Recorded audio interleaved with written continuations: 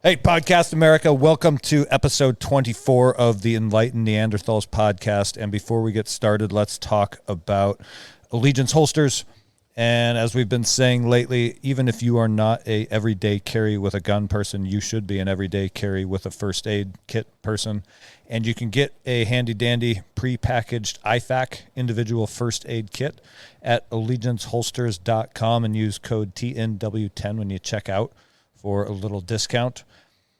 Second, we have Tyler Stanaway and Vanessa Stanaway's Forest School, which takes place in Stanwood, Washington. And it's a summer program for children where they get outside, they learn to work with animals, and a little bit of, I guess what you would call heritage-type chores, and just kind of play outside and get off the Nintendo, get off the TV screen, and live real life for a little bit. And then finally, we have my own Training Northwest Vortex Optic Zero program. We are a dealer of Vortex Optics, and if you are local here in Snohomish County and you buy an optic from us, you know, deer season is coming up soon. If you need a new hunting scope for your rifle, we get you a free range session so you can come out and zero. It's one of the ways we contribute to your readiness is we don't want you with your brand new optic unzeroed on the shelf next to your firearm. Episode 24, Mike. I think I went on a rant about the lack of leadership in the United States this, not this year, lately, the last 10 years, 20 years.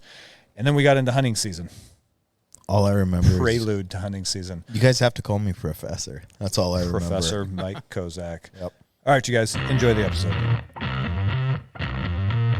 Well, before we get started, I have one more thing that we got to talk about, which is that brown belt Mike Kozak is now black belt Mike Kozak.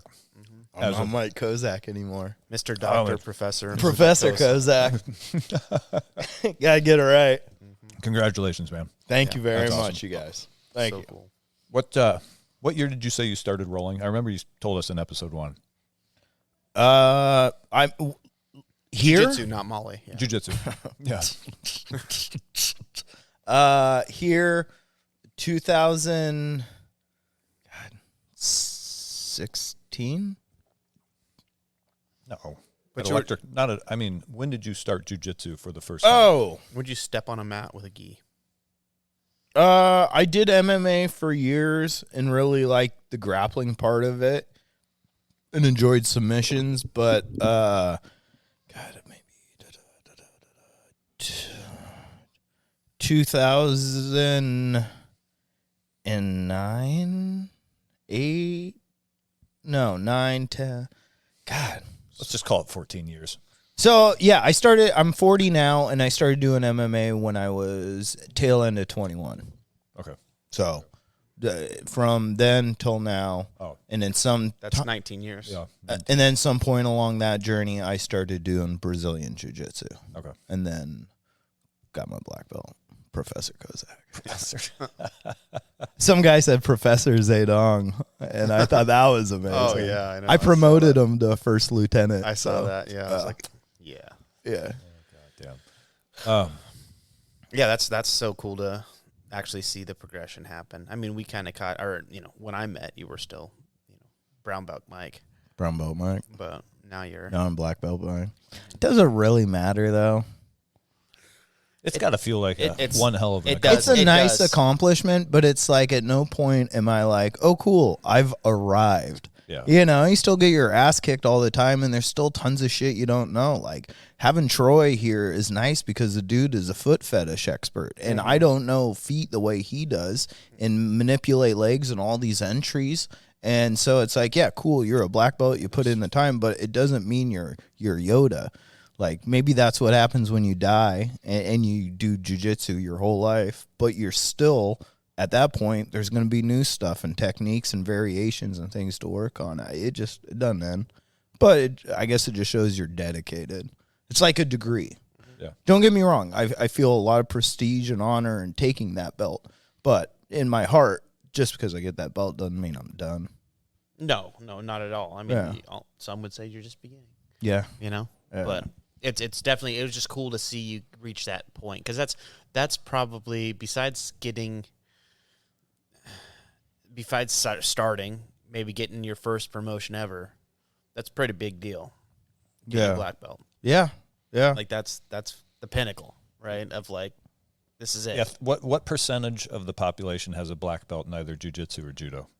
Like 0.05 or something? 0.01? Oh, it's got to be less than that even. Yeah. You enter rarefied air. Yeah. And for it to be like legit, Yeah. It's not Paul Blart. Jiu-jitsu. Yeah. I feel very lucky, too, because I moved here. And when I started with Greg, I'd done MMA and done jiu-jitsu and a gi, specifically in a gi for a few years plus. And then I came here, and it was like a world of jiu-jitsu I had never known with De La Rivas and inversion. And it's like everyone worked, the guard pass and this and Kimuras and triangles, but just this weird competition style and then aggressive passing was just unlike anything I'd ever done before. And so it is a solid lineage, and I think it changed my game or helped, craft it into a certain way. Yeah, I think because I started in 2011 at Ivan's. Okay. And it just, it never drew me into it because at Ivan's there's kickboxing, boxing. Yeah, it's a Muay full Thai, MMA, pretty all much. Yeah. right? So wrestling. So I was constantly wrestling and doing some grappling a little bit, but it never drew me in. And I started coaching at Marcelo Alonso's in Seattle there, doing wrestling. And, they were always like, yeah, you can come in, do jiu-jitsu. And I was like, yeah, great, cool, kind of. Yeah. But I rarely would put on a gi. I'd be doing tournaments here and there just to hang out with my buddies and stuff. But it wasn't until I stepped in here that I really was just like, and maybe it's that... the energy here. I mean, you said it during your black belt speech. There's something special about this place, and there's some electric in the air. It's electric. There's something special here. Yeah. And it drew me in to really want to hone jiu-jitsu. Granted, it is a jiu-jitsu school, and that's what I was coming here for. Yeah. But it locked onto me, and it was like there's a reason. Yeah. And I never really got that before. Yeah. So having that here is really cool, and so. Having you, what's that? He's going to need another building in a year. Oh, man. Yeah. Well, they were just talking about it. There's probably about 100 people roll through here a day. Yeah. Between morning and evening and It's a lot of people 101 training. and yeah. Yeah. No, and like you said, and you were in the beginning of that. You Yeah. were one of the OGs. dirty 12, yeah. Dirty the Mike dirty and the boys. dozen. Yeah. Yeah, Dirty Mike and the boys. Yeah, but I think you nailed it because I got bit by the bug of jiu-jitsu before I came here, and that made me fall in love with working with a gi. And I did that for years and years, and then I was like, I'm okay. Life events happened. I had to step away from training, and then I moved up here, and things kind of calmed down, and it's like, all right, let's find a gym again. And I Googled it, and it was right down the street, and I was like, oh, that's crazy. There's 2 gyms, but I went to North Sound. Yeah. No, I didn't work out with my schedule. They had a class I worked, so I went and checked out North Sound, and I did it there, and it didn't fit me. I thought it was good, but I was like, let's see the other gym. And then I came here and I met Greg, and I was like, oh, I like this guy. I connect with him more. And then I started doing the curriculum. And it was like, even for someone who had been bit by the bug, I got bit by it again here. And then there was something about seeing how involved Greg was with it. And our Daniel was a purple belt still, and he was just obsessed with it. He lived in the goddamn barn. You know what I mean? Yeah. He lived 100 feet away from the mats, and it's like, oh, Still this does. guy's dedicated.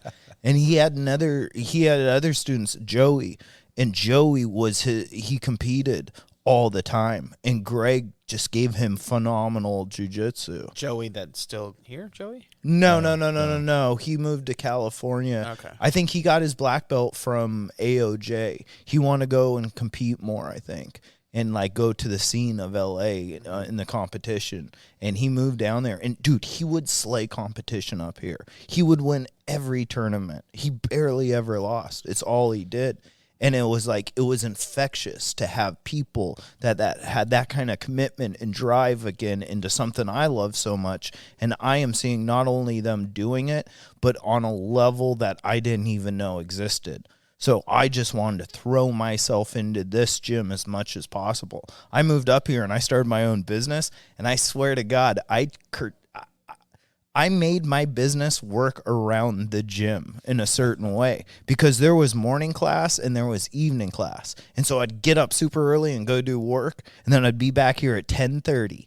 And from 10:30 to noon, I would do morning class. And then I'd run home and shower because I'm right down the street, and I'll bomb off to Everett or my next job. And then I could be back if I could get back here at 5, I could start class. But if not, I could get at 6. And back then, it was like from 5 till 7:30 or 5, so it was 2.5 hours to sometimes 3 hours of jiu-jitsu. Greg had so many evening classes. And so I did that for years and years and years. So he'd do like back-to-back classes the same night? Yeah. Okay. Oh, yeah. It was, yeah. Got it. And so it was just, I became obsessed again. Just the way when I started MMA, I became obsessed. I started here and I became obsessed. And it was fun to be with people that were obsessed with something I was obsessed with. And we could all geek out and joke the fuck out of each other, And then it just exploded.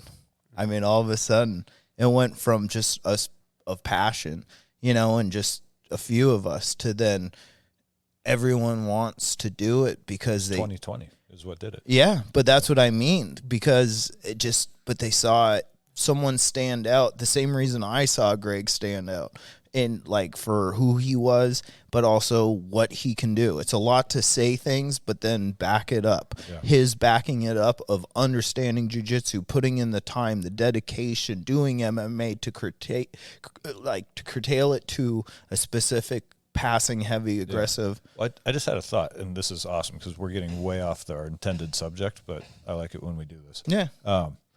So I've been lamenting lately, like the direction of the country, and I'm worried that with all the weird shit they're pushing on kids, that boys won't have like the masculine role models that we grew up playing with G.I. Joes and He-Man and whatnot, and everybody's like, oh, that's sexist, but actually I don't think it was. I think it was a good thing. Like, the girls grew up idolizing gender specific, like the nurturing role, and boys grew up idolizing like the protector role. Mm-hmm.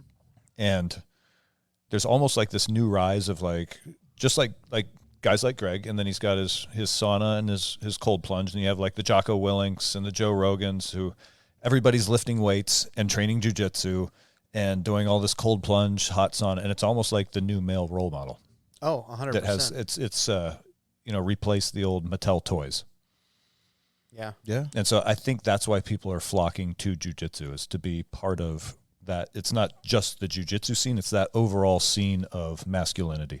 Well, it's like the personality. Which is actually, I'm not talking shit on it. I'm happy because America needs some fucking masculinity. Mm-hmm.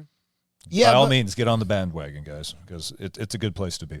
I don't even think it's masculinity. I think it's kind of safety. Like, the same reason when I was a kid that like not superhero. But masculinity provides safety. But that's what I mean. Like that idea that like the Arnold Schwarzenegger or the Sylvester Stallone, it would be nice to be like that, because that means no one can hurt me and no one can hurt my family around me. I can protect them at least and protect myself. And when I don't have to worry about those things, I can just relax. I can breathe a little bit easier. And I think that's kind of what attracts people to jiu-jitsu. It's not like it's a club or it's this. It's like, oh, if I do this, I'm not going to go around beating up everyone. But it's just like, hey, if I do this and kind of get good, maybe I won't feel as spazzy just walking down the street and being like, who's behind me? What's happening? I mean, those are things you should be aware of. But to let fear kind of dictate your life, it's like, oh, to do a martial art or something like that, it's powerful. It gives you a chance to breathe a little easier. It's interesting you say that, though, but, you know, people feeling like a little spazzy on the streets, and they're like, oh, a little unsure of themselves. But the amount of people that don't think that, I think, is why less people, or why there's not more people training jiu-jitsu. Because I think there's a lot of people who walk around thinking that they can handle their shit. Oh, you're Oh, yeah. The reality is they don't. But I get the same out at the range where it's like, yo, bro, when's level 3 class? Because I'm just skipping straight to the finish line. Yeah, It's like, come on out. Yeah. You might feel dumb by the end of the day. Well, there's thinking that there's thinking that you're not like, dude, I know if a situation pops out on the street, I can handle myself. You know, most people will think that and be like, oh, I can probably win a fight.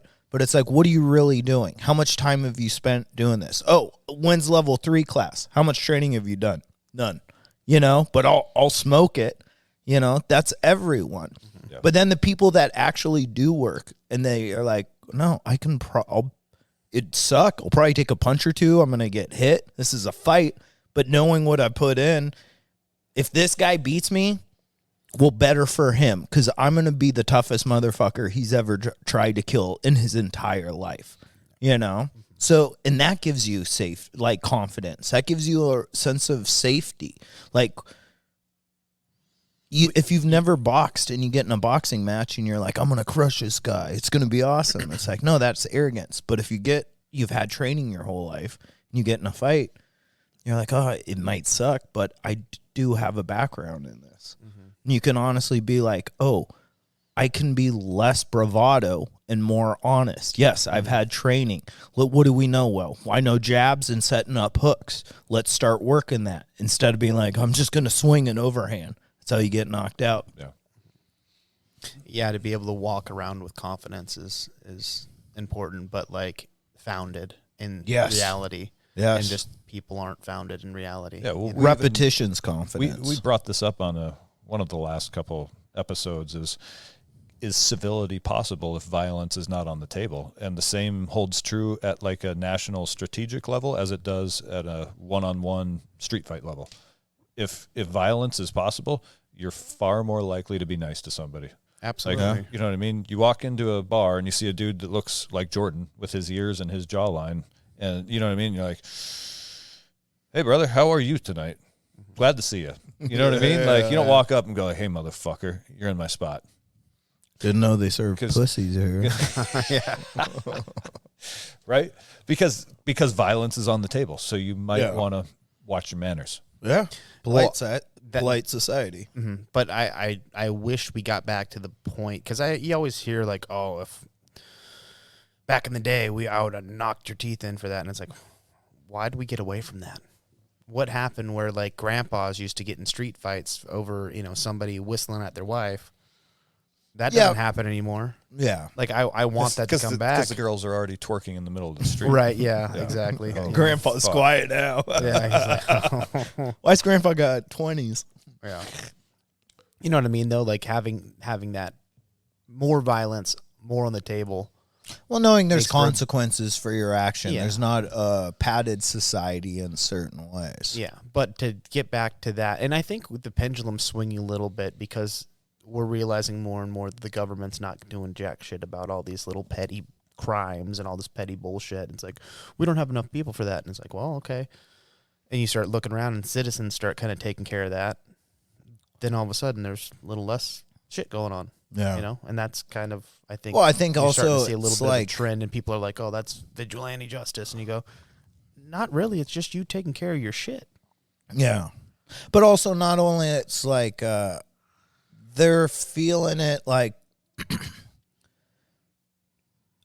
whether it's been Trump in office, he's like, dude, the country's been the greatest it's ever been. Or then it's been Biden and he's like, I'm fixing everything. This is the greatest country's ever been. I am still constantly seeing more homeless, more drug addict, more crime, more everything around me. It's a complete societal decay, and it's so it's like, it's not about like who's in charge or what they're saying. It's like it's about the things that are happening around me. Well, it's about small communities being able to stand up. Oh, well, okay, sorry. Let me back up, trying to figure out where we're going and how we got here, right? No clue. Cruising altitude, Mike. In my Professor. yes. Professor. Sorry. Oh God, damn it. Yeah, I just think that the way we stop that decay is through what Tobin's saying, masculinity, and having capabilities and abilities, and a voice. It's not that just has that. bite behind the bark. It's not just that. People have to start giving a shit again. I was driving through downtown Everett to physical therapy today, and just looking at the squalor down there, and it's like the reality is everybody has just gone, fuck it, what can we do about it? Like the government won't do anything about it, and if you try, then you'll be the one arrested. And so everybody's just got like the biggest crime in all of this is we've all stopped giving a fuck because we don't know what to do. Yeah. Yeah. Everybody's kind of sitting around going, shit, man, I wish someone would stand up and just say, like, you know what, fucking follow me.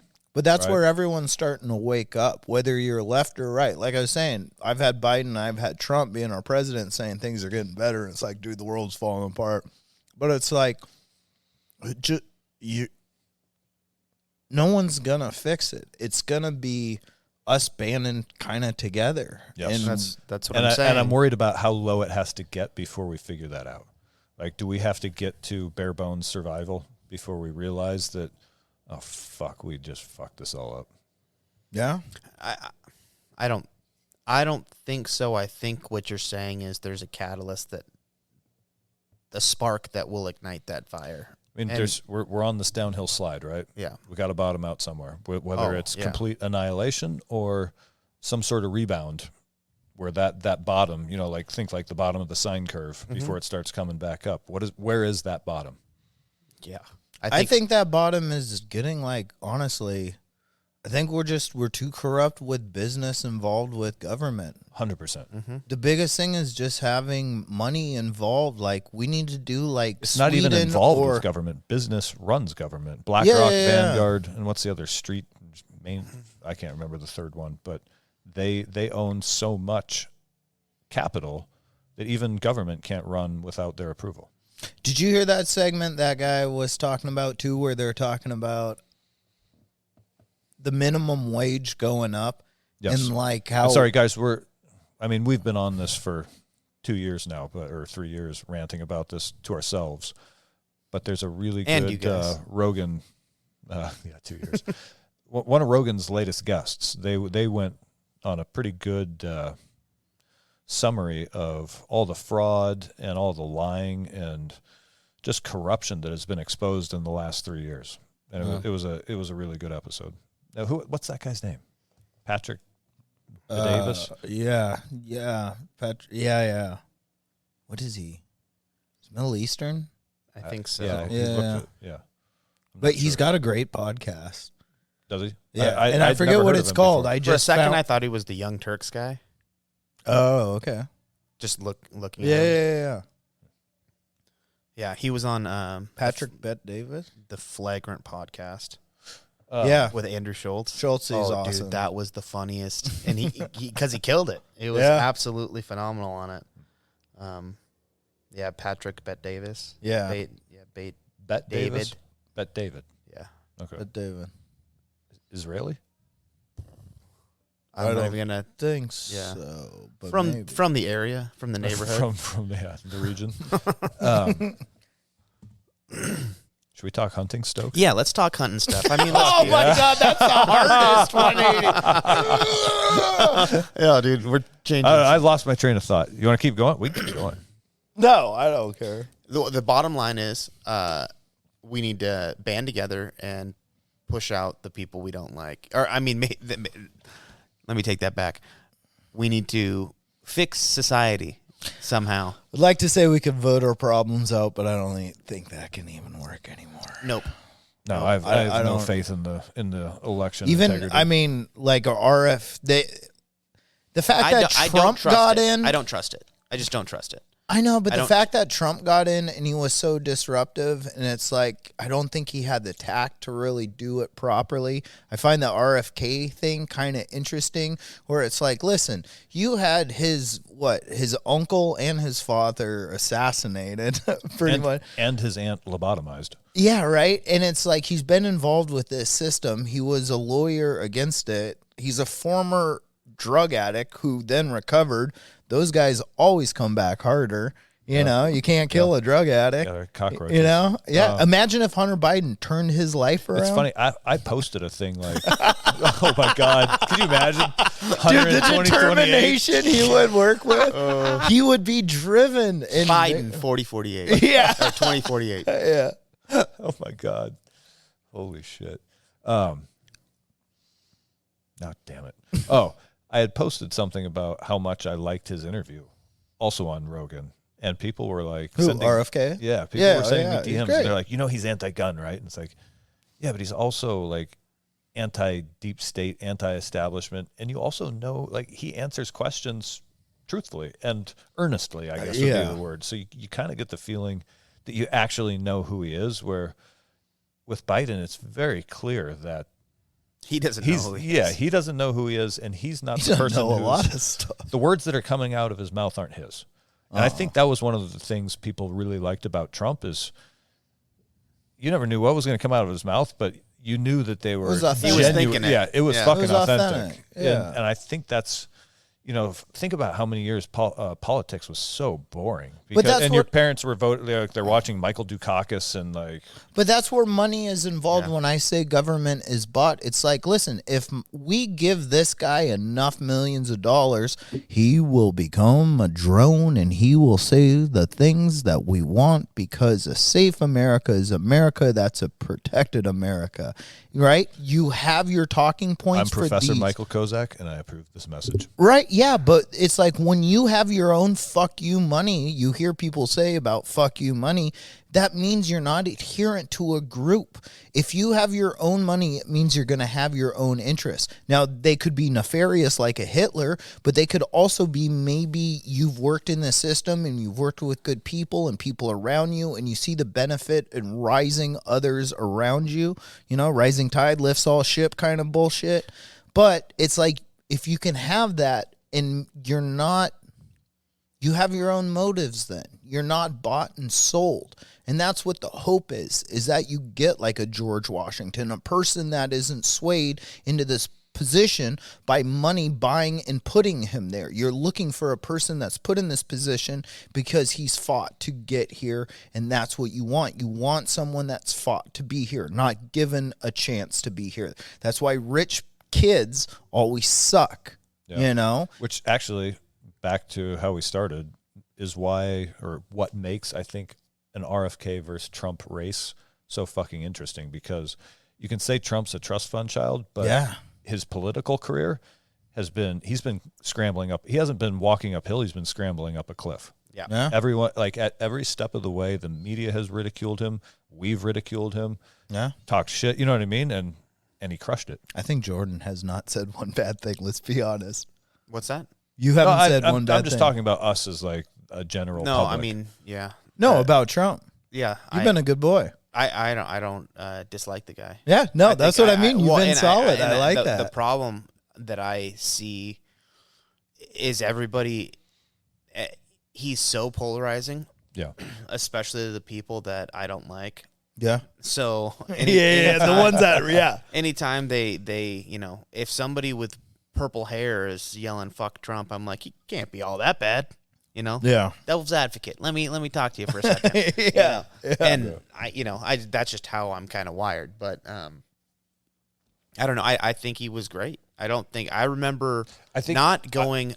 I'm scared of my gun rights being taken away. I'm scared of any of my rights being taken away. I'm scared of not making a paycheck. There was none of those things in my mind. Right now, his policies were incredible. And if he could have just stayed off, like we've said it before, if he could have just stayed off Twitter and shut his mouth, he'd be president right now. Yeah, but I did feel safe. Unless it was fraudulent. I can no longer say, like, without a doubt, I think he would one way or the other. But if I had to lick my thumb and stick it in the air, I'd say it was a fraudulent election. Yeah, I mean, because I say ballot harvesting is the first. Well, there was videos, and who knows if people are making videos, but there's a guy in, like, there was a black guy. Why is it? It doesn't matter, but why leave it out? You know, made a video of him taking a ballot and being like, "Oh, this one's for Trump. This is how we handle that," and tossed it in the garbage. Oh, I'm sure. And it was just like stuff like that. And it was like, I don't know if that's happening all over. I don't know, whatever. There's gonna be corruption. I just feel like there was there was just some records polarized. released in Michigan that showed evidence of basically a vote dump. It was like, however, 10,000 votes showed up all at one time, 96% for one candidate. You know what I mean? It's like, yeah. They have these machines now that take the tallies like hour by hour. Wasn't that Kerry Lake thing still going on in Arizona? Well, I think the courts shut it down. Yes, you're correct. Yeah. But I think that one also just stinks to high heaven of corruption. It's just all of it does, though. That's why, so everybody's sitting. Oh, sorry, I keep cutting you off. That's okay. Everybody's sitting at home. Shut up, Jordan. That's okay. Everybody's sitting at home who has a shred of common sense is watching this and going like, it's just not adding up. But there's just too much smoke. There's got to be a fire. I think there's people blinded by just how much they hated him. Yeah. And I think the left did a really good job of going like, this guy's the devil, reincarnated. He's terrible. It's like, for who and for what? I mean, yes, there were states that were like, you can't get married if you're gay, or you can't, I think, didn't that happen? There was one state. No, maybe not. Maybe. But it was like, all the LGBTQ, transgender, all the things, they were scrambling, and they were like, oh, this is kind of not cool. And I feel for that, right? Yeah. That's too bad. But none of my rights were being taken away. None of your guys' rights for the majority. Yeah. But since Biden has been in, we've had more. Uncle Joe, yeah, he's been taking away rights. He's been taking away mine anyway. Not just taking away rights. This administration has been abusing the Department of Justice and using them as basically like a Gestapo against American citizens. And the fact that people we should be in the streets with pitchforks and torches at this point. No, when you they start should be ARs and other ammunitions. That's how you get taken out first. No, I want to be the first one. I say bring it. Send your SWAT team, send your FBI agents, because at that point they're going to have to make a decision. Are we going to go kill this guy? Because we know we're violating his rights, and we're starting to realize that we are the armed enforcement wing of a corrupt organization. Yeah. That is what if you are wearing a badge that says Federal Bureau of Investigation, there's a pistol on your hip, you are an armed enforcement agent of a corrupt organization. Fucking period, end of sentence, end of discussion. Yeah. Mm-hmm. And the same goes with the ATF, like any federal agency, and honestly, most of the municipal agents. I think truly the only possible allies we have left are the county sheriff's departments, because they're elected officials. So they're beholden to the voters. Other people. Yeah. It's a little bit harder to fib those elections. Yeah. I think it's funny, like, when Trump was president, when he became president, everyone's like, what if he has a nuclear bomb? He's going to use nuclear bombs and blow everyone up.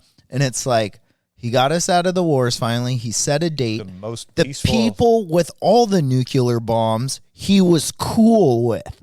The guy's like a Putin. He even went to fucking North Korea. Remember what I said about walking into a bar and seeing someone that looks like Jordan? You don't be like, yeah. Oh, I'll put my hand on my gun. You go, yeah. Hey man, pat him on the back. Yeah. How you doing tonight? So with all these people that were supposed to be fearful of nuclear war, Trump was like kind of aiding and abetting like the situation and de-escalating it through communication. Then the guy that's supposed to be about peace, aka the new neocon, then we're immediately at war with Russia in a NATO state. In a proxy. We've got ourselves a proxy war immediately. Iran, Ukraine. Ukraine, everything's blowing up. Yeah. Even Iran. And it's also obvious. But here's the thing, though. So I have the best next door neighbor. And about once a month we go over and have drinks. And so he and I are sitting out on his back patio like a week ago, and he's like, he said something about, well, at least it's not Trump, you know. And I was like, what? I don't know, Derek. I said, gas is $5 a gallon, and groceries are like, you know, 70%. Yeah, you know, two bags, like 2 small bags of groceries is like $95. Yeah. And he's like, yeah, but the economy is rebounding. He started telling me all these. I was like, holy shit, you're parroting CNN, aren't you? And he's not like sort of like he is dogmatic in that he was parroting what he heard on TV, but I was like, you only watch CNN and MSNBC, don't you? And he's like, well, yeah. I said, okay, you are literally repeating their lines. I said, are you watching any outside source, anything else? Yeah. No, those are the channels I like. And I was like, holy fuck. What I you know, like. how many people, and it's on both sides of the aisle. It's not just left. It's right and left. They just watch their echo chamber, and that because they refuse to consider alternate viewpoints or alternate arguments, they just live in that, and it just becomes reality. It's like they've manifested a reality that is that, where their one side is so much more correct than the other. Yeah. It's fucking crazy. You know what I like to do with people like that? It's like, give me your own independent thought of what you really think is going on. If you're so informed and updated, right, you have these talking points from one side and the other and stuff, but like, how do you see this really happening? What is the full plan? Why is it happening like this? And it's like, you'll never get an interesting, an articulate, not even articulate, but like, oh, actually, I could see it happening like that, you know? And it's just, people just cheaple, I guess. Yeah. No, I did kind of push back a little bit, because when he's like, no, the economy's doing great. And I said, by what metric? How much is milk? Yeah, exactly. Like, rather than get angry about it, be like, no, it's not. It's blah, blah, blah. I said, okay, by what metric is the economy doing better? Yeah. Can't answer it. Like, okay, well, I know you drive a car. You fill up your gas tank. So Do you feel safe having your job right now? Yeah. Do you feel confident you're going to make your mortgage, or do you think you might lose your house at some point? Or I never had those fucking worries with Trump in office, but I'll tell you what. Yeah. I think about it a lot right now. Yeah, no shit. I think about, do I have all my bills paid? Okay, they are out right now. Okay, what do I need to do for the next, how am I going to make this work? Yeah. Oh, I got to start a side hustle. Okay, so in certain ways it's lighting the fire, because it's like, I can't rely on just normal, normal things, which is, it's nice to have that. It's also injecting stress into your life. And here's the other, and now leading into the next thing, this is the other thing that crossed my mind as I'm driving through North Everett, just looking at what a fucking shithole it's become, is we are completely void of leadership at every level. It's not just the Biden administration. It's state level, it's county level, it's city level. And so, again, this sort of demoralization. Shout out to Snohomish County Sheriff, though. Yeah, that's true. Or elected official. Yep. Feel like he's doing something good here. Yes, he is. But the rest of those motherfuckers. Fuck him. Yeah, but just the fact that there is no leadership and so society has kind of stopped caring, because they're like, who the fuck is going to do anything about it? Well, you know who should do something about it is the fucking people in leadership positions.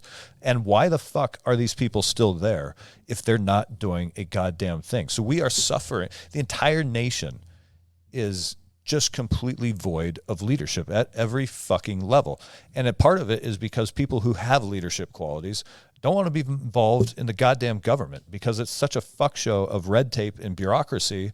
Having gone from the federal system all of my 20s into the private system in my 30s was like, holy shit, I can't believe people stay in public sector for their entire careers. This is what efficiency is? Yeah, it was fucking mind-blowing to go from federal work to private work. It was like, it was like seeing the light. I've been converted. And so you end up with all your good leaders in the private sector because they can succeed. Good leaders don't just want to get rich. They also want to drive their projects forward and see them come to fruition. And they don't want to just stagnate in these quagmires of endless reams of paperwork and permits and forms and requests and all the shit that comes with bureaucusy. Well, so because you have to create. Yeah, right. Yeah, exactly. There is no process for creating. It's something new. Well, if you have all the bureaucracy and the red tape, you don't have to do anything. Yeah. Like, oh, sorry, we're tied up. That's out of my hands now. But so now that attracts a type of person who is comfortable finding a way to do nothing. They're like, okay, hang on. If I just say, no, I can't do that today because I don't have the right safety form or whatever, then I just can sit here for the next 3 hours till it's time to go home. Yeah, so that's what you end up. That's everybody's been to the DMV, right? You know what's weird is for any job that exists, and like from how minor it is to intensely like obscure, or you need to know every fact or nuance about this, there is schooling for it. Whether you want to be a pilot, whether you want to be a doctor, whether you want to be a writer, whether you want to be a journalist, whether you want to be a welder, it's like you fill in the job and there's schooling for this. I was thinking about this just the other day. There is no schooling to be like, I want to be a politician, or like, I want to lead people around me. I want to better my country. Like, where is teaching about Greek philosophy? Where is teaching about rules? Where is teaching about, it's like there's a lot of politicians that seem to be lawyers. Yeah. But there is no like school for morality, or like what people, like integrating social studies of how people operate efficiently and what drives people to work stronger and what bonds are and growth is. And you can just elect any of these dum-dums, just anyone. And it's like, no, they don't. People have become dogmatic in their beliefs to where this is what I believe. These, I'm pro-choice, I'm anti-gun, and I you know what I mean? They just decide there's two camps. You got to pick one or the other. It's like, are you in this gang, or are you Blood or Crips? And then once they decide, they're all in.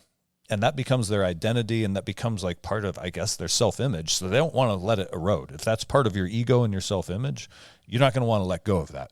So when someone from the other, the Bloods and the Crips get together to argue, and you've got opposing points, and neither side is giving in because they're not thinking about it intellectually.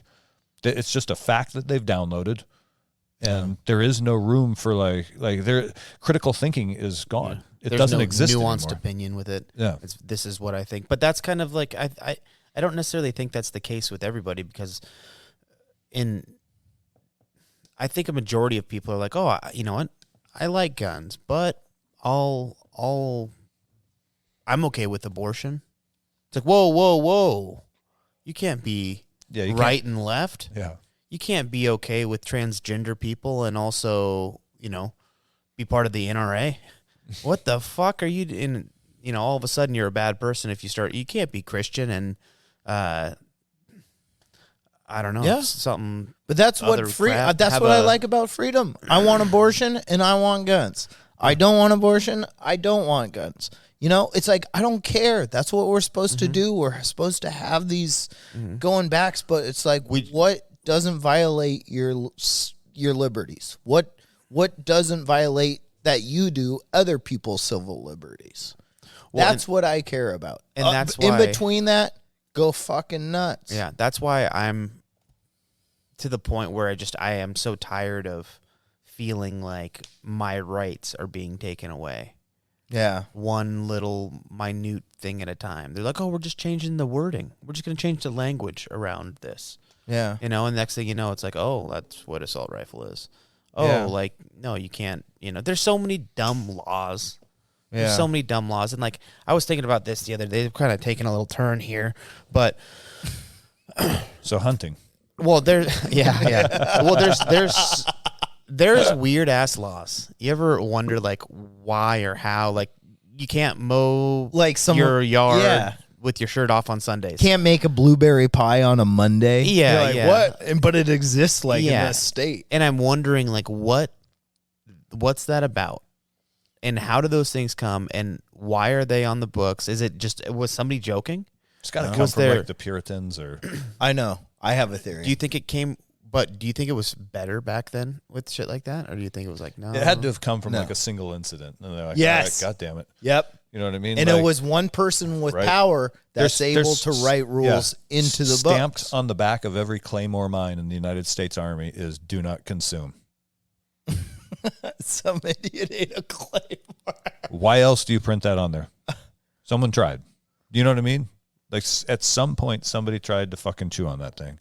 They were probably like, "Oh, this is a Minute Maid meal or whatever." What is this Mountain MRE? Man. Yeah, tried ripping it open. Ba-boom. God damn. You know, you went nom quick though. high If as you shit. know, if you took a little bite out of it, Yeah, just toss it in the stable. microwave. Yeah. Yeah. To be fair, you could eat it. It might poison you, but it won't blow up. Like I've never played with them, so I don't truly know. It's. I eat the firing pin first. Get a blasting cap down. Yeah, take it off, look at it, and put it on your ring finger, swirl it around. Hey, look at that. Boom. No. Yeah. Anyway, so yeah, hunting season's happening, huh, boss? Last Friday was so much fun. That was one of the funnest like activities I've done in a long time. Absolutely. Fun getting That was to a some blast. animals. Yep. We got in between. So we went up. We rode our bikes. 6 miles in, Mike? 5.5. 5.5 to 6, somewhere right between there, and it's all uphill. All uphill. And your boy got his second that's right. flat tire of the season Like and hiked it. So 30 feet in or something like that. yeah, Dude, you were trucking up that thing. yeah, I know Mike what it was takes to working. get there. So it's like I'm going. Yeah. Hell yeah. Yeah, that was too funny. God dang. So we got there just in time. Well, we had like an hour to hunt before dusk, right? Hour Yeah. and a half. Yeah, we got to the trail at what 6 o'clock. We left after work. We got there around that time. It's kind of late. We got there. Yeah, and shadows were getting long. Yeah. And I was like, Yeah. boy, here we go. And, Another 15 minutes. about a quarter mile. Next thing you know. But once we got up there, took a second. It was Composed great. It herself. was perfect timing. Yeah. I guess being there maybe an hour earlier, just so we could have walked slower, Yeah. would have been Yeah. great. Also, if those guys weren't there, I would have liked to put someone else on the clear cut above us. But this is all, we have plenty of time. Yeah. Yeah. Season's just begun. Yep. And we got right in between a couple that were, grunting back and forth. Oh, from two up. I guess we were kind of in the little bowl of like where a valley was coming up between two ridge lines. Yeah. And it sounded like they were on the opposing, sides of the valley, sort of back and forth. Although, sound direction is kind of confusing out there and all the Bouncing off us underbrush. hills and stuff. Yeah. Yeah. But it sounded like they were on both sides of us, and at one point the one got pretty close to Mike and I, or at least it sounded like Although we never put eyes on him. Where I stopped at that corner, Yeah. I heard him. Yeah. And one was like, and I was like, oh shit. Yeah. That kind of sounded close. Yeah. But then there's those birds that are flying around, and they're kind of giving, it's like, Yeah, you got to tell what's the difference between the birds and the animal. But they're right there. And it's like, as soon as we get up to them, like, oh, hunting's right here. It's like, ooh, you're starting to run into real berry pies in the road. Yeah. And it's like, oh, you see all those tunnels in the side. You're like, ooh, they are thick here. And then it's like, ooh, or oh no, we ran into hunters, Yeah. but it's like, and then it's like, that's my little honey hole spot, that area. And there's a few different clear cuts and they just do circles around them. Even to me, knowing nearly nothing, it was so obvious that there were bears fucking everywhere up there. All the right. Tampa They're blackberries. everywhere there. Yeah. Yeah. So you just go where the animals are. Yeah. And we're going again this Friday, yeah? Yeah, but I want to go to a different spot. Different spot, okay. I'm taking you to Dan's nephew's spot. oh, Yeah. And it's only like a 1.5 mile hike, right? So it's a lot quicker, and it's big open clear cuts. what time? I mean, Dan gets off whenever he wants. He runs his crew. So, he goes hunting, and he's like, I checked in this morning. I'm out of here. And he'll go duck hunting at, He's hilarious. I love that guy. All he wants to do is hunt. He's a fun one. I like having him in my crew. Yeah. But yeah, just whenever people can get off work, because I think if we can start sitting out there a little earlier, posting up, it's like, I think there's a little bit of you introducing yourself in the woods, but then I always think if you can get into a spot and if you can sleep for 20 minutes, it's a reset. Like your body isn't putting off the look. Yeah. It kind of mellows you out and you come back in and it's like, that's what you want, is to be able to be in between that you're tucked under a tree, but you're inconspicuous, and that's when the animals walk by. You don't want to be in there like over a stump, look like Ernest goes to camp checking out everything. You want to be fucking nice and subdued. Yeah. Well, I'm looking forward to it.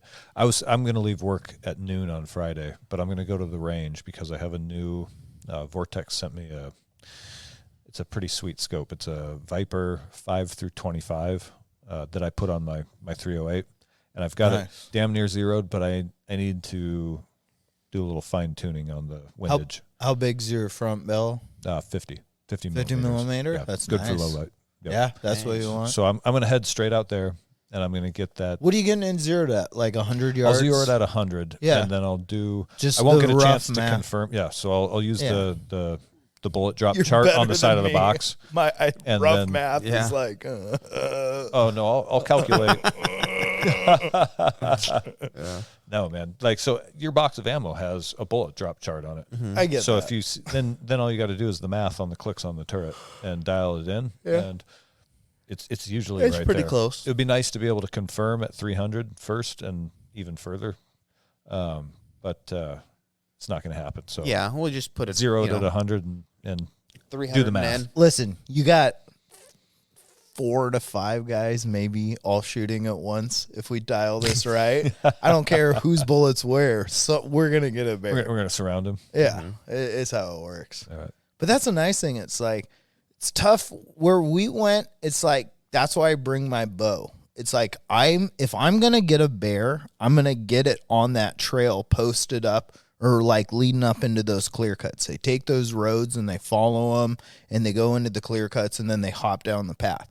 And that area is for my bow. I am going to stick a bear with an arrow in my life there.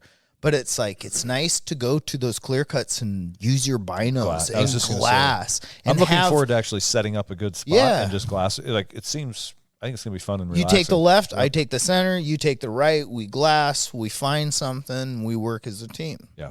No, it's gonna be That's good. kind of the fun thing of having large overland to look. Yeah, I remember the first time I ever went bear hunting, I was like 20, 21, and I brought a shotgun with sabot rounds, Yes. and I went and like just found the gnarliest sticker bushes I could find and just walked through them. And some guy, he was hanging out, and I was like, because my brother had just seen one in a big thicket of like sticker bushes and stuff, and he was with his bow, and he got a shot off on it at like 7 yards, but it hit his the string hit his sleeve, and he was like, "Son of a bitch!" Taught him well, did you? Oh man, he Another student of Jordan's archery. yeah, no, he definitely but he had padding though, so he didn't almost puke. But so he called me and he was freaking out. He was like, "Oh God, dude, I heard like actual fear in his voice," because he was like, "I got to go get on my hands and knees in the bushes over here and find out if I hit this thing." Oh, shit. And I was just like, "All right, like, Good luck. yeah, Do it. where you at? Let me know." Like, but so he had just done that, and I was like, "Oh, okay, I'm gonna go do that, but I'm gonna do it with a shotgun, like some sabot rounds that'll put something down." And I didn't get any luck. But when I came out of there, some guy was like, "What are you doing?" I was like, "Hunting bear," and he was like, "No, you're not." Like, he was like, "No, dude, you get yourself your rifle and find these clear cuts and glass these clear cuts. Like, don't. That's not gonna work for you, man." And I was like, "All right." It was the funny, like, just learning, dumb kid, just trying to figure it out, But that's trying. That's what does it, is someone being like, "What the fuck are you doing?" I was just saying, that guy wasn't born knowing how to hunt bears. No, He Yeah. had to do some trial and error. Exactly. no. So it was It just takes kinda, that just doing it, that effort. Well, that It's was just logging dude, hours. The amount of days that I've gone 15 to 20 miles, Yeah. just up and down hills, no bike, just thinking I'm gonna Yeah. go get a fucking blacktail. Oh, I'm gonna yeah. find a 3-point blacktail. It took 6 years Yeah. before I got my first deer. Yeah. It was ridiculous. Yeah. I was like, this is fucking crazy. How, like, there were times I was just like, this is stupid. I don't know what the hell we're doing out here. You know, me and my dad and I were always hunting together, and it was just we were learning together, and it was just start moving, spend time out there, figure it out. Yeah. And it took forever to really kind of start dialing anything in before anything started dropping, you know. But that's why I switched to archery, because I was getting so sick of having a 3-point minimum where we were hunting on the west side. It was just like, I can't. We're seeing deer, but we're not seeing 3-point. Yeah. You know, Does. It was does, and sometimes you see a little 2-point buck, and you know, it was just like, son of a bitch. And then all of a sudden, I was like, I'm switching to archery. Archery season opener, first 5 minutes of light, thump. What is it for archery here? Is it And anything. any deer? Mm-hmm. There's a lot of any deer. I mean, I'm sure if you look on the Yeah, regs, no. just where is. we spent time, Yeah. it was 3-point minimum Yeah. for modern firearm on the west side where we were hunting. There might be some other spots that aren't, but Yeah. I know a lot of Western GMUs or so that's why I switched. I was like, I want more time to hunt, and I want to be able to just get a doe, right? And all of a sudden, morning happened, and it's like, oh, there's one, bop, you know, because I'd shot a doe with muzzleloader with my grandpa. That was a crazy time before fun. that. But it was like I want to get the bow, because the season's like 2 times longer at least. I don't know how much longer it is. Oh, it's way longer. Yeah. for And archery. and it's quiet, Yeah. and there's less people, and you're not wearing orange, and there's all the good things I about like it. And not that's why wearing orange. that's why I loved it. And then, Yeah. I started shooting archery all the time, and was like, this is the shit. Just going and shooting is awesome. Now I get more time to be in the woods, and I feel like I have a higher chance because there's just way more animals that are there. So yeah, I'm gonna go ahead and do that. Is there something we can do for you with that thing? We're gonna have to take a pee break here soon. Yeah, we got a microphone cord issue. Tobin looks like he's walking a dog. I'm holding it in place with tension. You look like you're fishing by hand in Vietnam in one of those mini boats. Right, it's working though. Quite low. Well, let's take a quick break then. Right, pee time. No, microphone break. A buck. He's out there with that doe. They're still out there right now. He was right at the tree, and I just walked over to the car. I'm like, "Hey, what's up, buddy?" Yeah, he's Let me come right next to He's him. gonna get it. We're gonna put a salt lick out there. Salt Lick. I'm about to put sugar cubes, feed, Apples. apples. Just I'll take To have Sean him. Baker's advice and give him some ribeye. to have him for a pet. We would never hunt over bait. No. No, Can't you have feeders? I mean, people have feeders all the time they, around. they sell Texas. deer blocks at the feed store. There's Yeah, feeders in my neighbor's yard. Yeah, I don't think you're allowed to hunt over that. I know you're not allowed to hunt over that. Don't hunt over it. I heard that sounds like a suggestion to me. Yeah. Well, What if you hunt on the opposite side of your property? Oh, I just know that you're not supposed to hunt over bait, right? Well, Right. I'll give you a hint here, because my mom has a small apple orchard. Grow apples. Yeah, because that's not bait. They fall on the ground and they grow on the Yeah. tree. Yeah. And she wants you guys to come down and shoot the deer out of the orchard. So do I. Yeah. So How much is the out-of-state tag in Oregon?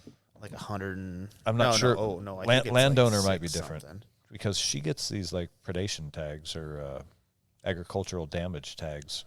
Yeah, that they cost like nothing. All I know is your mom's gonna shoot a lot of deer. Nanabar became deadly with a bow and arrow. Yeah. Yeah. Yeah. Shit, where were we? We were talking about bear hunting this coming Friday, but I think we've pretty well covered that. I think we should go into we're gonna go deer hunting up in the North Cascades, correct? Correct. Yep. So where I want to, okay, let's do a little. let's start doing a little planning here, because I've been trying to get you to put me in the right map sheet so I can look at the ridge lines and whatnot. Maybe not. I'll give you the general No. vicinity. I'm not saying tell Yeah. us.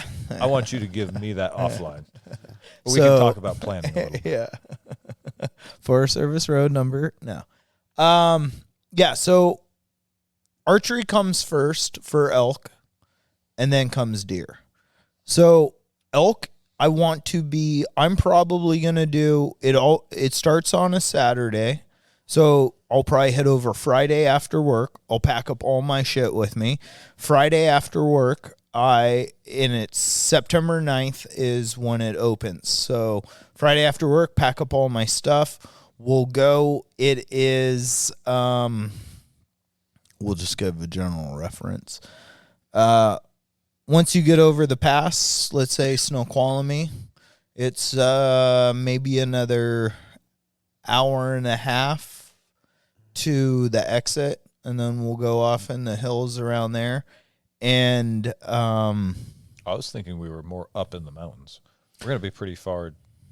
We're close. This one's close. So we're close to a GMU that is closed for hunting for anyone to do anything because it is a sanctuary for breeding. So I like to hunt on the GMU closest to that because there's a lot of migratory elk moving to these areas to breed and stuff. So the first weekend, we will be in that area. God, I'd love to just tell it to you guys, but Nah, it's all right. How good are you with the editing? Go ahead and say it. Okay, so we'll be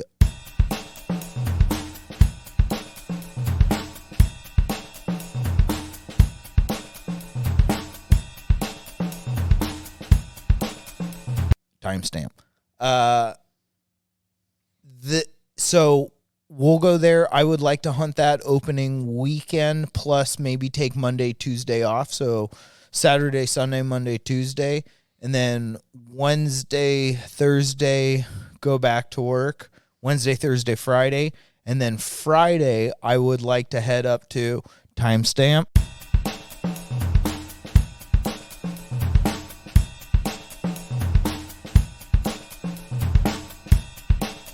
Incredible elk area, and there's been a grizzly bear spotted there on trail cams. Hell yeah. So this is the last untouched place, I think, is yes. I'm going to have to get that 10 millimeter Glock. I carry a I will sidearm, not fuck around with especially grizzly bears. up there. No. And I have been, the black bear dens are incredible around there. I'm not afraid of black bears. Grizzly bears? I'm afraid of all. Well, how about this? That area has the highest cougar concentration in that I'm not worried about cougars either. Well, I am. you should be. You should Other than the one that almost got my brother out of that bar down in Oregon. Yeah, I remember you saying that. So that'll be elk. And it's like, I like having different areas. Before, I had taken like all of elk season off. So it's like a week and a half, 2 weeks. And it's like, we would start in that first area. We would go to the second area. We would push other areas. And it's nice having opportunity, because sometimes you go somewhere and you push it for 2 days and you're like, this is just dead. Go to your next spot. Well, I guarantee you, you're more likely to run into something there than the dead spot you're just in. And then once you hunt that out till it goes, it's nice to go to your next spot. So I have tons of spots around these different areas that we try and hit for the first weekend of opening, the midweek, the second week, because we see general animal movement in these different areas in this exact time. So for me, elk is based off of knowing opportunity and a little bit of habit and movement. Deer, doesn't fucking matter. Deer, we're going to head up to timestamp. Yeah, we'll just say North Cascades. And that is fun because it's a heavy used area, but most people are bitches and they don't get out of there. Like, you'll take roads, you'll do little hikes, you'll do trails, but I have a spot that takes us to the very top of a mountain that no one goes to, because there is no trail, and it's our own little oasis, and it's a crossing because it's this mountain from one ridge to another. So deer only cross at the top and the crest. And fires have moved through there. So I like being at the very top, and you look through all this burnt timber and you just look for movement, and you have your shooting lanes, and you can stalk and you can chase. And then the backside is a bowl that goes like that bear. We saw that bear, and that's why I'm taking you guys there, is because I need men. I need help. It was myself and another buddy last year, and it was a 700-yard shot. Dan's, great $9,000 gun can probably do it. But it's like, it was like that far down. It wasn't flat range like 700 yards. It was straight down. It changes the map. And it was a bear from like 700 yards that you weren't like, oh, something's moving. You're like, Jesus Christ, there's a big bear down there. And then we put our binos on. We're like, that's the biggest bear I've ever seen. And then you get the spotting scope on it, and you're like, nope, we are not shooting this because we're not going to do it. We just physically can't do it. Talking about haul it out of there. Yeah. I need bodies. So I'm taking you to my honey holes, and that's what I want to do. And then next year, I want to go to your deer spot, and I want to go to the other side, Jordan. Yes. I'm telling you, dude. I'm ready. Oh. Yeah. Yeah. I'm excited about that. Yeah. I'm excited. I feel like the last few years have been so hot, though, for archery elk. And they're pushed. It used to open on the 15th, and now it opens on the 9th. And you don't think that matters, but a full week with light cycle. And what I've kind of understood is that, like, the rut is all based off of light, just the way that your plants, when they grow, when they flower, when they produce fruit, it's all based about light timing. And I think the rut's based off of that. And to be that guy, that hunter, I want to say they're fucking us a little bit. They take away certain animals constantly, but now they're pushing the season. Ever since Biden got into office. Yeah. Yeah, I feel like it's harder, and it's been hotter, But the elements are against us, but that's hunting. I know what I signed up for. Let's make it tougher. Exactly. Good. Get it done. Yeah. Yeah. It's a blast either way. How long's the hike to this mountain up in Which one? the deer? 2.5 hours. Okay.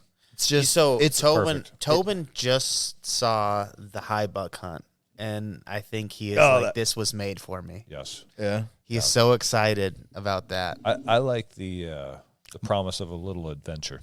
Yeah. That's and the idea of just driving along a road, looking out the window, that's not adventure. No. Yeah. Yeah. I want some fucking adventure. Well, we'll be at 7,000 to 7,500. Yeah. So we're kind of up there, but Nathan's coming with us, and I was talking to him about it. And he's like, "Oh, is it going to be hard?" And I said, "Yeah, but that's what makes it cool." Exactly. If you just sat around and looked out the window of a car, would you ever remember it? Would you ever go tell stories about it? You'll tell stories about this. Mm-hmm. You know what I mean? And so he was kind of like, "Oh, okay, he's in. He's all about it." Yeah, that's a special kind of realization of what how hard stuff is fun, and keeping that in your mind as you're doing it. It's like, this sucks, doesn't it? This sucks so much dick, but you know how much fun we're gonna have later talking about this. Fuck yeah! Or even tonight when we get there, and we pour a little whiskey in the coffee and fucking sit down, eat that delicious Mountain House biscuits and gravy. There's certain things that just you remember for life because they are hard. Yeah. Last year at our deer, even think about like the gear. Like, part of what I'm enjoying about it is the process and the preparation. It's because, just like I said, mountain biking replaced the military, where I had to train up, I had to get ready, I had to have all my technical stuff in line with the settings of the bike and the suspension and whatnot, and then the actual race. And then you repeat that cycle. Hunting's the same thing. If we're going to do this into the backcountry, you got to be in shape. You got to have the right equipment, good, lightweight, rugged gear. You got to have a rifle. You got to be technically proficient with the rifle, have the right, you know what I mean? So you're paying attention to ammo loads and optic zeros. And you're going to see me show up with a dope chart taped to the buttstock of my rifle that has all my I'm going to have holds for different yard markers, as well as my click adjustments, because we have a rangefinder. So if we get into a couple animals, we can range them, click, click, click, click, click, click, click, click, and now you're just down to wind and atmospherics, or your only variables. So that's the technical side. But then there's, you know what I mean? So like all of it is fun. All the process is fun. Yeah. In the build up to it. Yeah, exactly. The You're anticipation. doubling up on your fun. Because yeah, there's you go, okay, it's fun thinking about it. Yeah. Bro, I'm out It's fun doing like planning box it. step ups with weights and like wearing like this 18-pound Thinking it's a vest deer and like, body. Yeah. No, like hiking in the mountains. You know what I mean? Step up on the box, step back down, step Yeah, up you on gotta the think box. you got a deer over your shoulders and you're walking it out. Make Lando come Yeah, lay he's over got my his cat shoulders. on his yeah. Taco pussy, come here. I need a body. Oh god. little fur. It is true. Like you get so geeked out and like you get so excited. And I've had the problem of like you get to like all you and your buddies, you get to camp like Friday after work because Saturday's opening night. And you're like, this is awesome. And you fucking make hammered. a huge fire. You barbecue too much food. And you get way too drunk. And it's like that next day you're like, opening "No." day is the worst ever. But I think it's also I'm glad like, we're smarter now. but it's also like I've had a few of it under my season and or a few seasons under my belt, and it just helps it like the mystique is worn off a little bit where you're like, I understand what this is really about. Yes, we're having a good time, but there's I got to be where I need to be in the morning and start pursuing animals. Believe it or not, I used to not drink at all and hunt. Like that was not something. I don't drink and hunt. No. I I'm drink saying, in the like, evening. None of it. None You of want it. Bodie or I'll regular? go Bodie. Yeah. Speaking of that,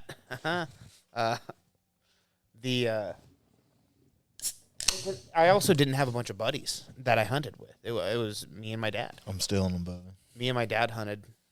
That was it. You know. Yeah. And certainly there's been times we've gone and gotten drunk, but like for the most part, it was like, no, just out here trying to figure it out. Because it'd be 15, 20-mile days trying to figure it out. Yeah. You know? So it was like up early as hell, Yeah. moving early as hell. I mean, the amount of places I've gone with my dad in Washington is ridiculous. Off, like, just crazy trail. Finding like, tops of peaks that, like, I'm almost positive nobody's been to. You know what I mean? That's like, awesome. Obviously they have, but it's like, Still. you know, we're Very looking at this minimal. like Goddamn minimal. adventure. Like Minimal. there was a spot where I was like, we should like track a way down and then like figure out a way to like make this a trail because this is unbelievable up here. And then I was like, I would never. Fuck it. No. That's You our know, deer spot. That's where I shot that.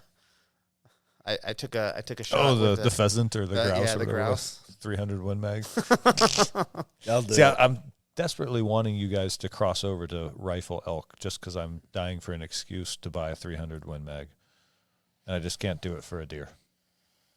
Well, Do it for Even a a grouse. 300 Win Mag's pretty big for an elk. I would say a moose. some would disagree. Yeah, well, I think You don't it's have to gut that it. is a giant fucking animal. 301 mag is So it's you- just something you should have. Yeah, you talking about going with your dad. I was thinking about this yesterday.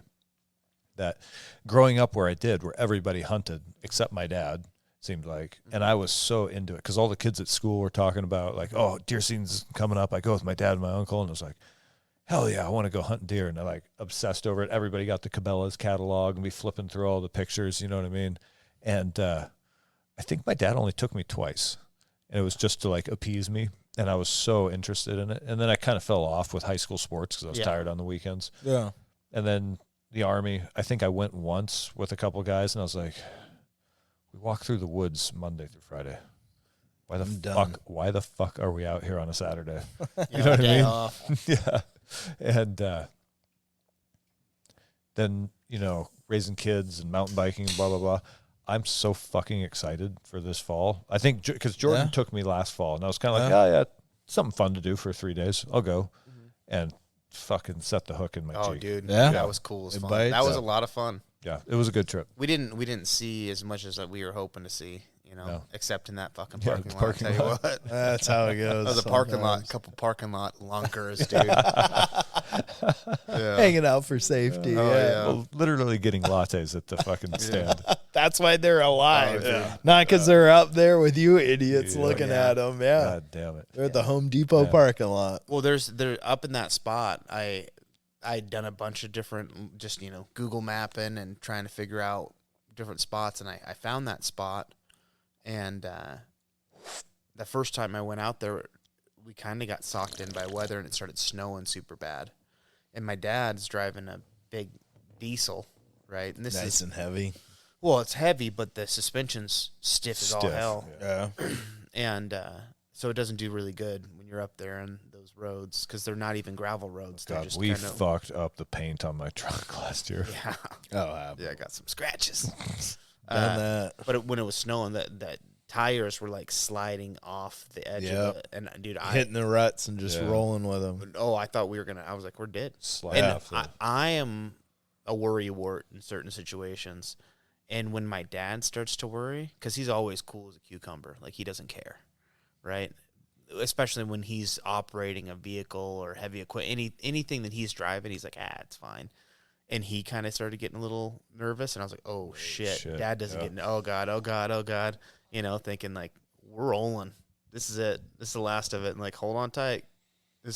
It was fun, like but we got out of there. But the morning before, where I wanted to go, we saw a couple lights, and all of a sudden, boom, one just the ridge over. I was like, I fucking knew they were here. Yeah. And it was a blast. There's the hunting gives you so many memories. Whether It was beautiful. you're Like it was a great backpacking trip. You know what I mean? Yeah. Even had we not seen a single animal, it was an awesome. We had beautiful weather. We Yeah. were in well, beautiful did country. we did see a few. Yeah, and it's we did. crazy how excited you get. Yeah. Oh It's yeah. like, Oh, my God.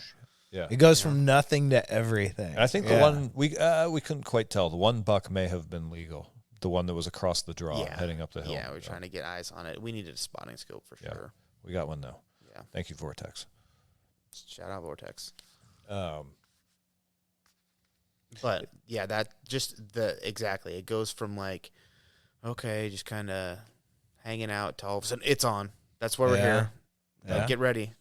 I was blown away because I'd never truly gone turkey hunting until this year with you, and it I'm was so like, bent I missed that. dude. It was. I did not think a bird could give me that much Yeah. adrenaline. It's a pump. Yeah, it's a blast. Dude, because I mean, going pheasant hunting or grouse It's hunting, not like that. it's not the It's same different. thing. I mean, don't get me wrong. There's something special about watching your dog go on point. Oh, yeah, And like, it's like, oh, is it? Oh, shit. Yeah, it's really fun. But This is That- you don't have help. yeah. This is you trying to do a little gobble gobble or a little dirk and get a gobble gobble. Yeah. And you're just working and trying to play at the right tones, the right, sit in this spot. There's something about it, man. Turkey is, to me, it's like elk in a way. Yeah. Even though it's this dumb little bird, I get just as excited. And I don't know about just as excited, but I pretty get fucking close. pretty fucking pumped for a stupid bird. A butterball turkey that I have every year with stuffing when it's out in the wild and I'm trying to get it. It's like I'm giddy, I'll see when I'm belly crawling. I'm just trying to get close. That's awesome.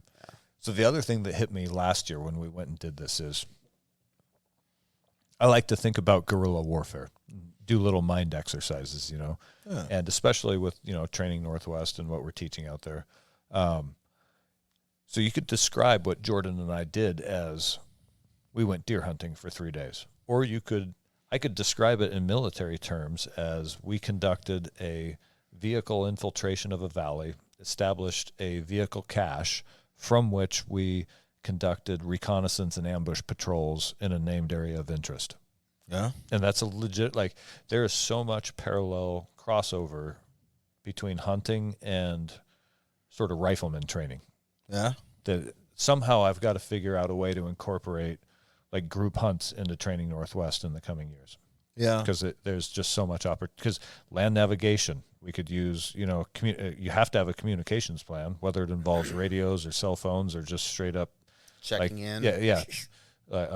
Time hack, like visible, you know, signal mirrors and VS17 panels, or just, hey, rally point and time hack, be back here at 6 o'clock. And then here's an emergency whistle in case you're not back. Right. Yeah. So communications plan, land navigation, map, like the 5 principles of patrolling, right? You have planning, reconnaissance, security, control, and common sense. So the reconnaissance and the planning can begin on a map with Google Earth or with Onyx or with just a topographical map. So the 3 of us sitting around just looking at a map of where we're going, like for any of these weekends, like that's the beginning of our planning process and the beginning of our reconnaissance process as well. And so you can tie the whole thing in. You can literally make it a military exercise, just going deer hunting. Well, and I'm very curious. I can't wait for the rifleman camp because I'm curious the map reading portion, how much I will understand versus not, because the amount of time I've spent looking at a map. The only thing that you're missing probably is magnetic declination. Do you know what that is? True north. Yeah, well, it's not true north versus grid north versus magnetic north. Yeah. And if you know that one thing, then Onyx and a paper map are about the same. Just to be able, but to be able to take a grid reference point, get an azimuth on the grid, and then convert it to magnetic so that you can dial it into your compass, and then walk yourself to the appropriate point. That's it. That's all of, and beyond that, it's recognizing terrain features and which ones are like easier to walk in. And that's what I feel like is something I right. So living here where we do at the base of the mountains, the rule of the mountains is get high and stay high, like literally like high school, right? So because down in the lowlands is where water collects, and where water collects, the brush is thicker. Yeah. So you walk ridge lines and spines. And I would imagine you would hunt deer on ridge lines and spines because they probably don't like to walk in the thick brush either, unless they're going down in there to hide and bed down. Yeah. That's a tough one. There's some valleys that clear out a little bit. It is weird because it is like the ultimate prey because, God, they want the least obstacles in their way. Animals are smart and they pick these smart paths, but then it's like sometimes their paths lead down like a jungle and you're like, why would anyone go down through this stuff? But also it's like it's got to be a spot to go to ground. That's for why. Yeah. There's time to rest. Yeah, I want protection. Yeah. I don't have to see everything. I can hear everything though. That's the other thing. Yeah, that's true. Yeah, they're so because we live in a auditory visual based. world. Yeah, they're very auditory based. Visual, smell. They use all their senses, right? Like, yeah, but I think deer smell sucks because the amount of deer I've had right on top of me, and like I've had deer upwind of them. touch me. You know, I've had, and it's like sometimes you have clothes for a couple days, but elk, way better sense of smell than deer. Bear, his deer uncle. But even bear is even better. I didn't catch that. I said his deer uncle. He said, I've had deer touch me. And I was like, yeah, your deer uncle. Oh, dear God. Oh, dear God. Oh, dear God. But like, I don't think deer have good smell. I think they suck. I think deer are so stupid. Dude, they walk around. Rodents. You're wild right now. They're just big rodents. They'll hit you. You'll bump them. They run away, and then they come back to the exact spot. They do a huge circle 15 to 20 minutes later, and they come see what it was. They're goats. But whereas elk, you bump an elk, it doesn't do a circle. It runs to the next 4 ridges away. Yeah. Deer, I think, are much, I don't know. They're just not as smart. I don't know, man. I don't necessarily think they're some brilliant animal, but I don't think they're They're elusive. They're not elusive. Their mentality wants them to get shot. I don't know, dude. Those blacktail are tough to find. Tough See, to but kill. blacktail are tougher. I guess I'm talking about muleys. So hang on, blacktail season. The hill, the backstop at our range, the top of that hill opens up into like a partial clearing, Yeah. and it's like textbook blacktail setup spot. I mean, I'm about to be setting up my Yeah, right blind here. through Yeah, I was these gonna say. windows. Yeah, It's we pretty just saw nice. a nice Monster. size 3-point. Yeah. Huge. Broad chest and a huge wide rack Yeah. for a blacktail 3-point. Yeah, that was pretty impressive. That was pretty fucking impressive. He's over there But you lifting see at that the CrossFit color? gym. So the color on that, how it's dark, a little bit I was darker impressed brown. by how much he blended into the reeds in the low light. I was like, when I saw him, I was like, holy shit, that's a ghost. It's camouflage. Yeah. Oh, yeah, it's the crazy. camouflage is legit. It's crazy how that just little bit of color variation Yeah. can hide them. But Yeah. they're a little bit more like of a rich kind of reddish brown than the muleys. The muleys are a little bit more grayed out. ashy. High Here. alpine. Yeah. They look like- blend in the rocks. Yeah. Yeah. Yep. But They look God, like they're bigger. Some of them. So, So dude, the biggest doe I've ever seen was a black-tailed doe. really? Every bit of 300 pounds. Whoa. Yeah, Damn. it was huge.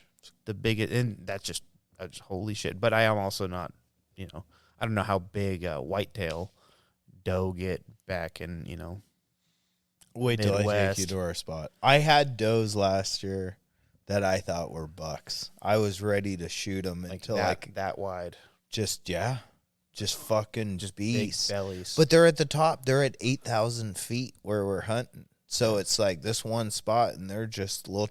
We had a 5-pointer. That was the biggest thing last year. And he ran off, and we never saw him again. But he just circles that area with his harem. And that's what I mean. They're dumb. They come back again and again and again. Elk, you're waiting for the next one to come through, the next one to come through. Everyone has their mission. yeah. But deer, like myself, they're not the brightest. So I'm trying to capitalize. Professor Deer. Yeah, exactly. I don't know, dude. I'm excited either way. I bought tags already. I got an archery. I got archery everything. Yeah. Yeah, so it's up to you boys with that rifle. But I'll have a deer tag in my pocket come elk season. Where we're going, there will be a 3-point this year because last year there was a 2-point. Oh, I see. It might have been There's two. crossover between deer and elk in the archery season. Yep. Oh, I see. They follow each other. But there's something I like about taking my gun for a walk that I don't like giving up that with deer. I still want to do it. So for me, archery is about elk because you get them in the rut and you have it early and a late hunt, and then deer 3-point or better. Yeah, I kind of want it like a little bit of a rack, and sounds fun. So I We do love rifle. racks. Yeah. Yeah. All of them. All of them. All kinds. All racks are created equal. Big and small. Yeah. Yeah. Yeah. High, Yeah. low. Low. Nope. High. Get high, stay high. Yeah. Grandma's rack's low. Cruising altitude. Yeah. That's my bad. Sorry, guys. I'll shut up now. Yeah, I just love.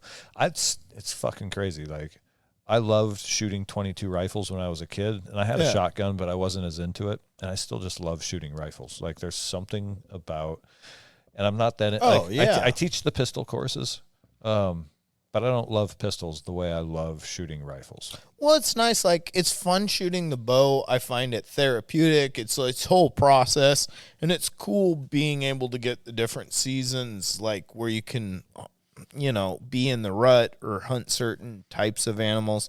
But having the rifle is fun because it's like I can hit something from 300, 400 yards out and be very confident that this is a fatal type shot.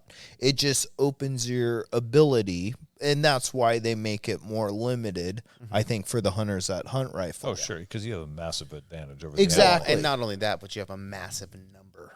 yeah, people doing it. Yeah. But how many people are doing it well? Well, that's to be debated. No, just that's like all exactly of it. what I'm Yeah. just saying. Like, if there's No, but I agree. Yeah, 160,000 guys who are going to go out this year and hunt modern firearm in Washington, then pretty good number. But that's what it was years ago. Is that for It's probably elk, more now. deer, and everything, or No, is that's that for just deer? for deer? What Right, was I think the it was. number again? What do you think it think's was more- 160? Is elk more 160,000? common or deer more common to hunt in Washington? Oh, I deer. bet you. Deer. Deer. For sure, Really? without question. Bro, I grew up on the east side. Without question. You have to swerve to miss 3 of them on your way to school. Yeah. Without question, it's deer. Elk is getting up there. I think with Joe Rogan talking about it and Cam Haines being his thing, I think a lot of people are like, oh, I want to go elk hunting. And a lot of people are starting with elk, which is kind of weird to me. Yeah. I always thought, like, you start with deer, start with something smaller, work your way up to it. That's why I didn't start hunting elk until 4 or 5 years ago. Because I was like, well, I want to get enough deer and kind of get used to it. And it's like, shut the fuck up. Just go out and do it. All of it. Have fun. Yeah. But I always limited myself for whatever reason. I thought that was somehow above me to It's like go a higher level of competency. Not even, yeah, I guess. Like, I could never, and it's like, you only get so many Septembers, motherfucker. Utilize them all. Yeah. And that's the thing. I didn't, I wasn't taking that. Like, I really wish that I would have plugged in with a group of guys. Not to say my dad's like a bad hunting partner by any means, but I wish I would have gotten into a group of buddies that like were into hunting. Because all the guys I hung out with in my 20s, it was like, let's get hammered drunk and then go, to the bars and let's go water ski. We had not same. We had a blast. Yeah. I was wrestling and doing jiu-jitsu and, in and out of the MMA gyms and stuff, but like it was never like, oh, I'm going to dedicate myself to like really I'm going to go passion bear of mine. this year. Yeah, it was like, yeah, I'm going hunting this year for sure, but it wasn't like I got a group of buddies who are like, we're in the hills and we're trying to find spots and we're hiking and doing preseason stuff and we're drinking and trying to all bang over. chicks. Yeah, I know yeah. what distraction is from my earlier years. Yeah, so I just wish I wish I would have gotten plugged in. Agreed. I agree. to that a Same, little same bit. here, dude. Because of that fact of like, there's only so many Septembers. Yeah. Starting late in life is the biggest regret. Yeah. But Just starting, like people starting's say, better. with jiu-jitsu or anything, I wish I started when I was younger. Same thing with It's hunting. just another adventure. So, I spent all my 20s doing mountain Pretty bike. adventurous shit, though. Oh, sorry. My 20s I spent doing military stuff, and then my 30s I spent racing downhill mountain bikes. Yeah. But it all got like, here I am at 43 with, I know how to fire a rifle, I know how to sustain myself in the mountains, and You were hunting. I have crazy endurance because of all the mountain. Like I can fucking go. Yeah. Yeah. And go and go and go. And this sounds like a fun new little like keep using the I don't want to use the word adventure anymore. One more time. But This is going to be an awesome But they adventure. but that's what your life Tobin is. ran me into the ground a little bit on that first go, and part of me thinks he was like, I'm trying to. I want to show Jordan I can fucking go. And Oh, he- no, What, on the I bike? was- On the mountain bike? No. Last year when we went hunting, he was fucking moving, and we were doing some hike, like just kind of hiking around, and all of a sudden he's like, and it's like, I'm gonna hang back here, but it's because I'm looking for sign. No. What Let well, the newbies move the pace is I have my pace. And slowing down or speeding up fucks me up. Oh, So okay. I move my pace. Yeah, your pace. If was you're faster or fucking- slower, I don't care.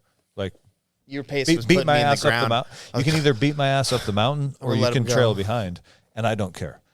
But in order for me to become like, you have a like as you start, like let's say starting from rest, your efficiency is 0, right? Because you're not going anywhere. You're burning like we're burning energy sitting on this mat right now, and we're going nowhere. So our efficiency is 0. I'm going somewhere. As you start to move faster, like up. your efficiency goes up, and then there's a point where you hit maximum efficiency, and then it crests, and it starts to taper off as now you're working too hard, you're burning oxygen, you're depleting your blood sugar supply, whatnot.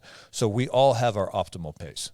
And through years and years and years and years of endurance events, both military, just humping a ruck and you know what I mean, day in, day out, carrying body armor and bullshit, and then the endurance mountain bike type stuff, I know my optimal pace. And I'm very well aware of when my heart rate and my breathing is in the right spot to just like, here we go, baby. We can do this for fucking 5 days. Well, I wish, like we were saying the other day, I was like, man, I really wish you could get your endurance to a certain level and never lose it. Yeah.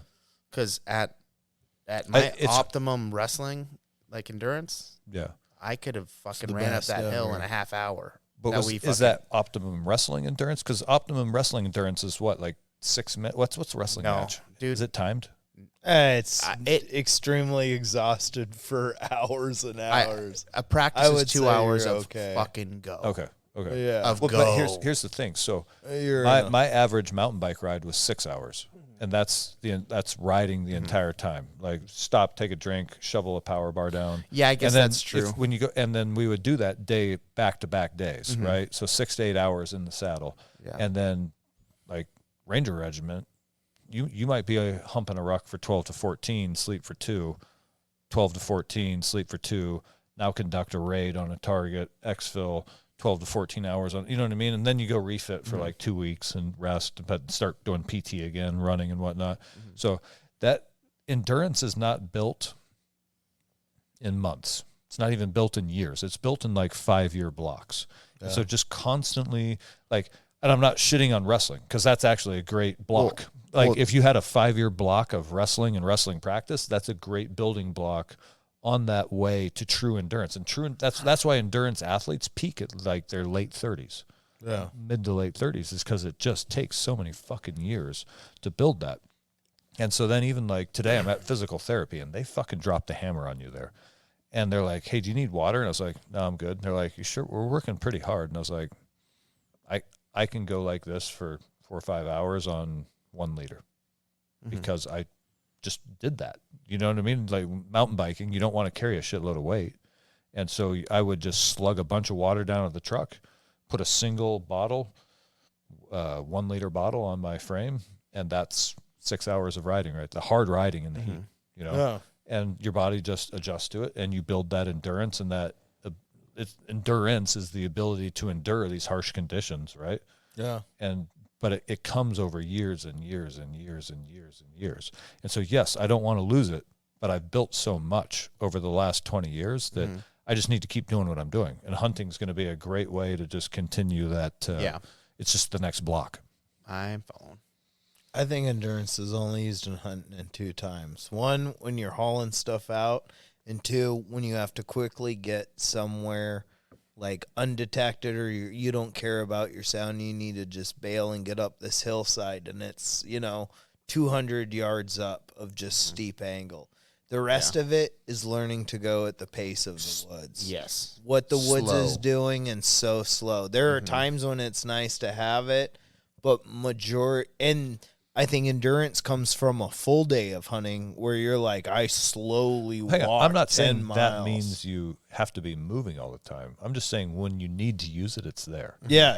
Well, if the smart decision is to sit very still for 6 hours, then do that. Not sit still, move slow. Gotcha. Your walk is the walk like of still an old geriatric But man. then the difference is the priority is stalking versus just covering ground efficiently. Yeah. But there's areas that it's like, oh, I heard something there. I'm going to blast up this hill as fast as I can. Yeah. And then it's I'm doing back my to sprint of like, whoop, and yeah. And that's what, like, the best shape I've ever been in, it was perfect for this kind of shit.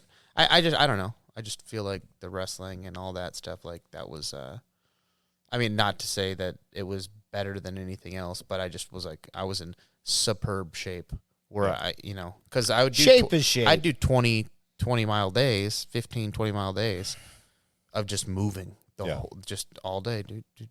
Shape is shape. You're going to be sports specific for what you're doing. If you're an ultimate wrestler, well, your body isn't like tailored. What is ultimate wrestling?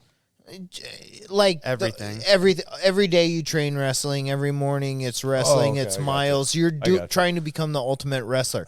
Yes, you're in shape. Your body isn't like tailored towards pounding ridges every day, but you have a general sense of athleticism and like you can get through it. Yeah, so you're gonna be fine.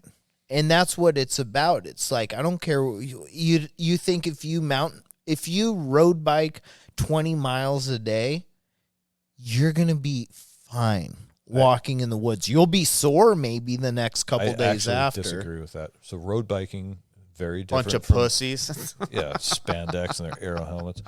Listen, so when you road bike, you don't use your balancing muscles, right? You sit in a very tight position and you just move your legs Just around, pedal. around and around a circle.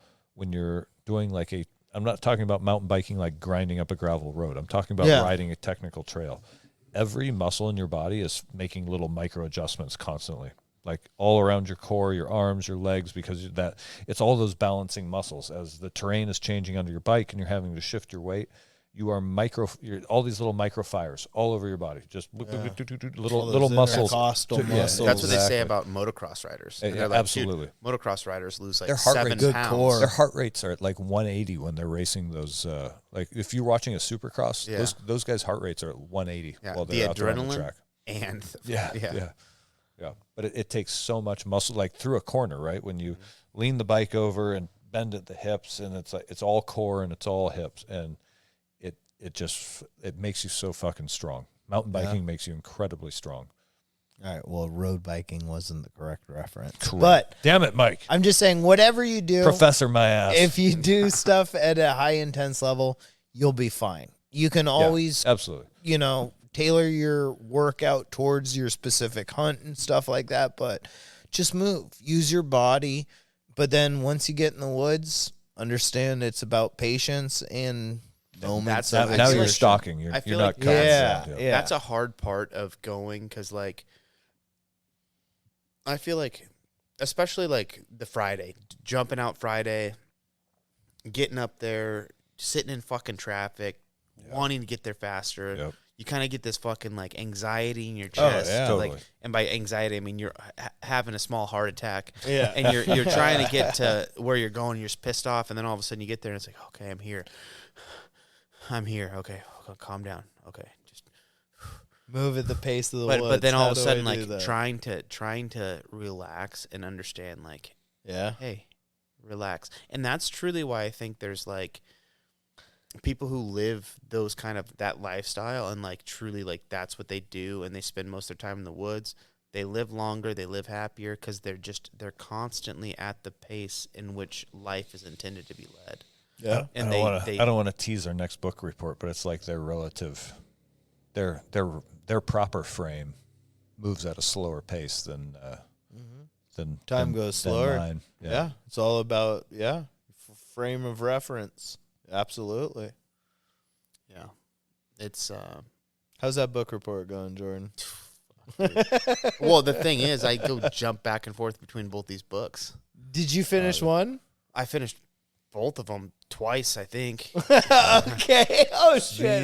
The Carlo Rovelli one I struggled with, but now Now is it? Yeah. that one. So is which one are we doing it on? both? You can do both. I mean, it's No, all the let's- same concept. It but is, but let's. the book. The One book- is like the next frontier. Rovelli's the next frontier. And it's like, I think, like I say, it's like Einstein looking for the ultimate theory. It's like, how are you trying to pull all of this in the micro and the macro?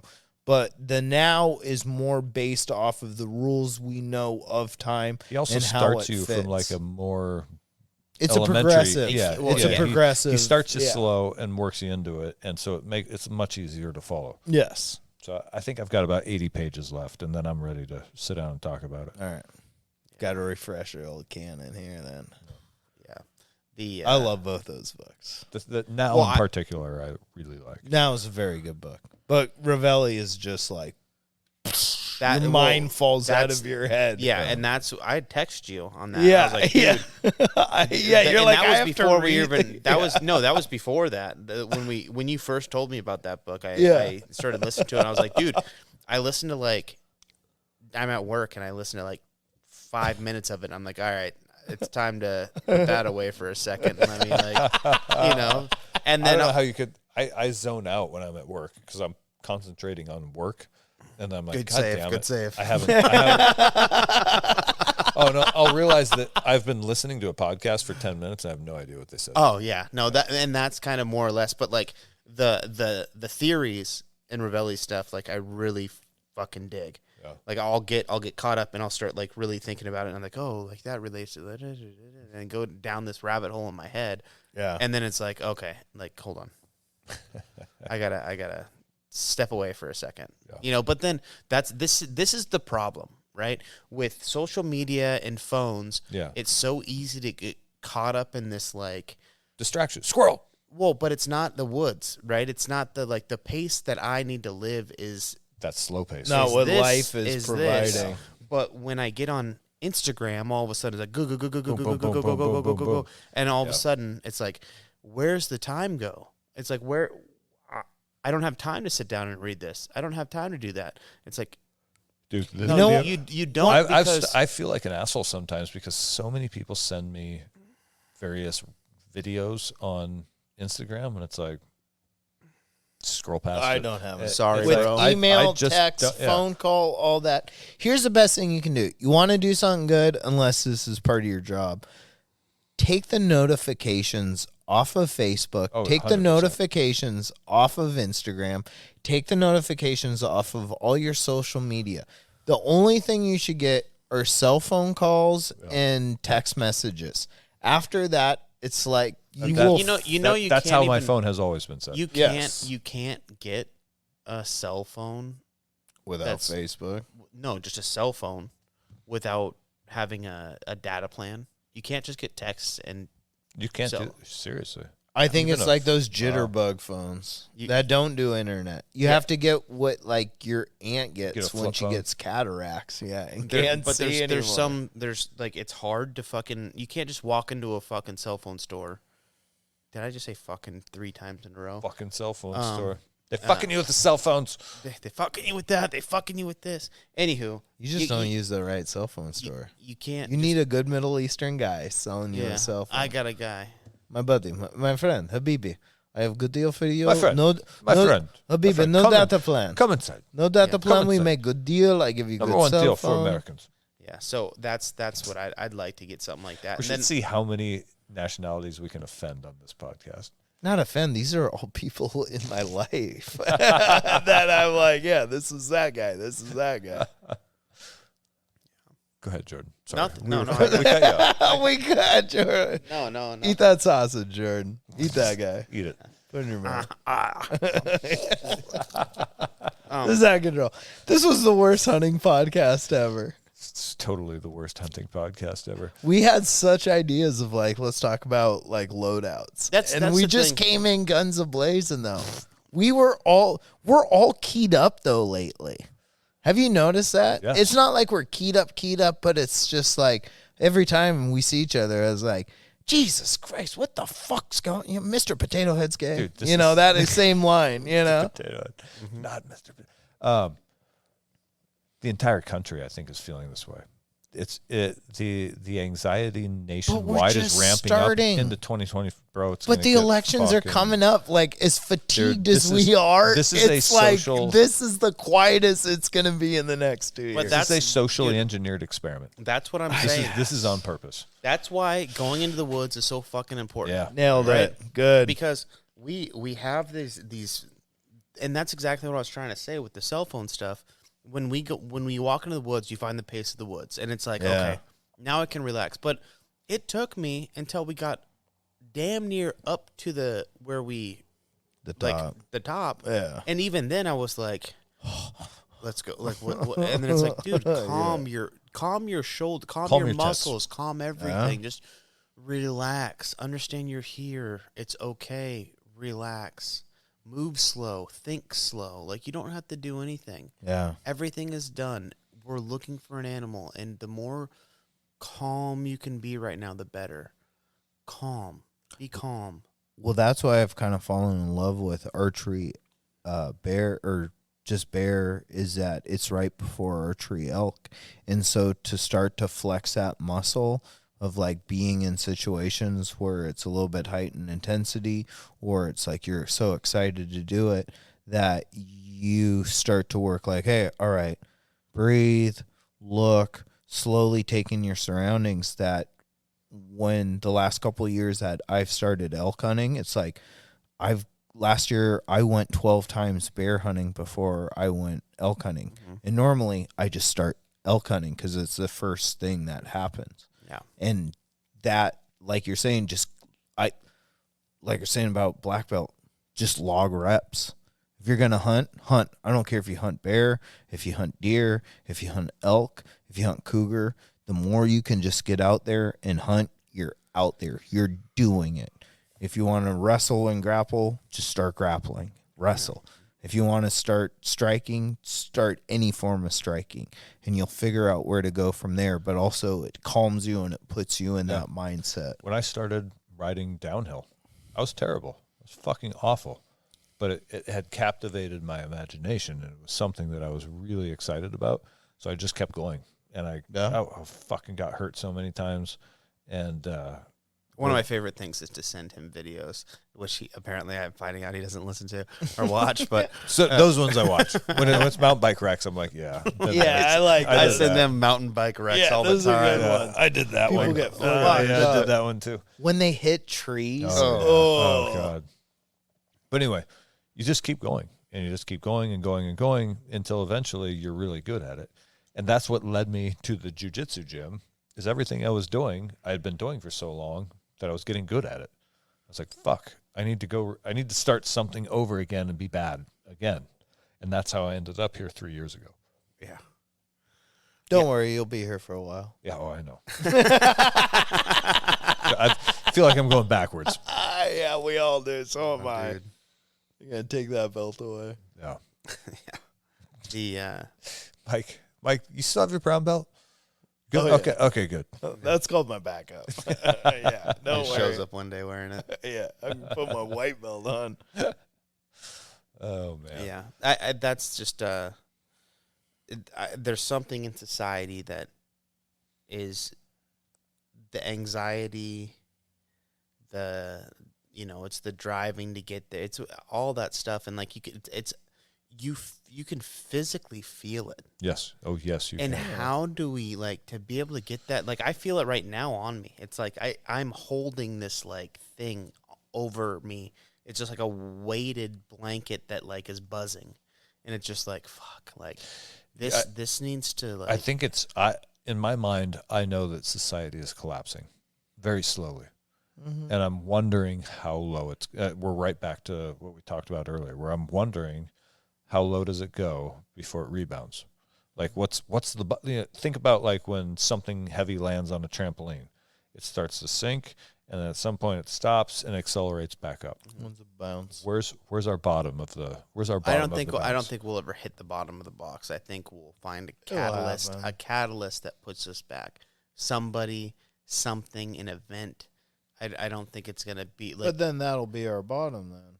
Sure. Our bottom was I having think that maybe our bottom is today. It can always get lower because all of a But sudden that happens in the middle of the summer. It's either going to raining. It's either going to keep going Sure. until the canvas rips and everything falls through, or it's going to bottom out and rebound. One of those two things is going to happen. It's gonna rebound. This is a pendulum. Well, then where's the bottom? That's my big question: is where is the bottom? Yeah. How bad does it have to get? We're talking nuclear war where. Like 3% of humanity survives, or are we talking Great Depression where you think that anxiety hard comes times, because but it's most of us something make that it. you don't because we don't know. Yeah, you think exactly. the anxiety is like, where is it? Am I going to experience it, or is it going to be here for my kids to experience, or is Both. their kids going to experience it? How All of far the above. away are we from it? Are we going to what Yeah. what are The all unknown. the unknown? So at some point you got to go. Let's go hunt. Yeah. Just go hunt. Fair enough. We'll get over this. You know what? That's a perfect note to end it on. Let's go. Bye, everybody.